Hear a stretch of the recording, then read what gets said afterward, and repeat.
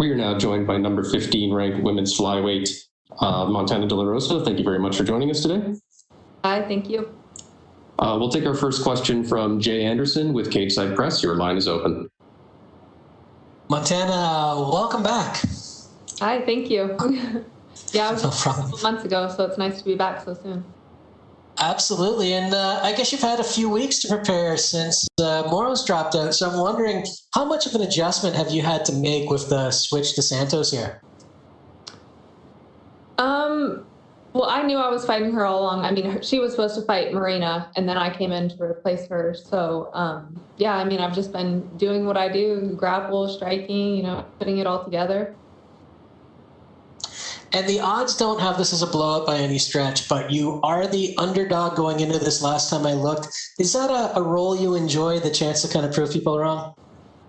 Yeah, I mean, I really don't pay too much attention to underdog or not. I just go in there to get my hand raised and do everything. And like you said, this is your second fight back. It wasn't too long ago. I mean, this being your second fight during the pandemic, do you feel a little more prepared now in terms of what to expect with the COVID testing, the safety protocols, and even the empty arena? Oh, yeah, it just feels like another day in the office. Like, it's nice to get back in there so soon because I do know what to expect. Visualized all of it, so it's just another day for me. And last one for me, I mean, now that you've been through it, did you find that you liked fighting without the fans? Because I know some fighters say they do, others say they miss the energy. How was it for you? I liked it just because I could hear my coaches very well and I could just kind of focus in instead of like listening to the crowd, because sometimes those like boos get to you when you start grappling and stuff. So it's nice to just be able to hear my coaches.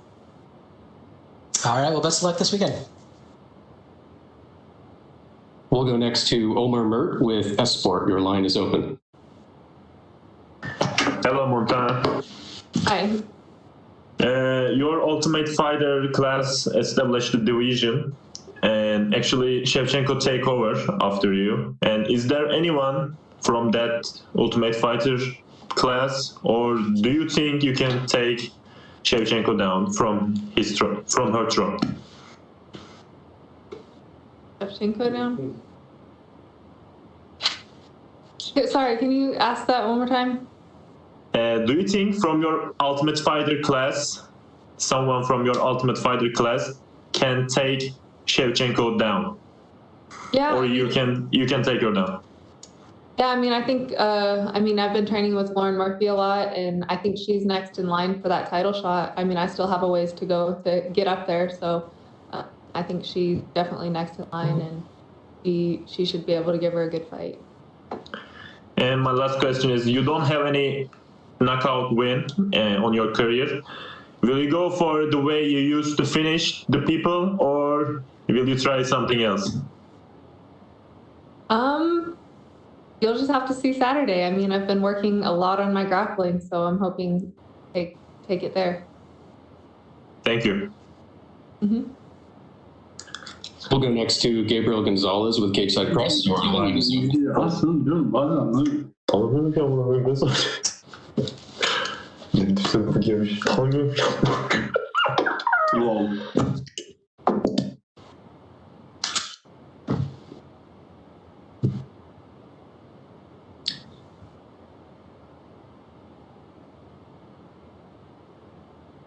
We'll go next to Gabriel Gonzalez with Cage Side Press. Gabe, your line is open.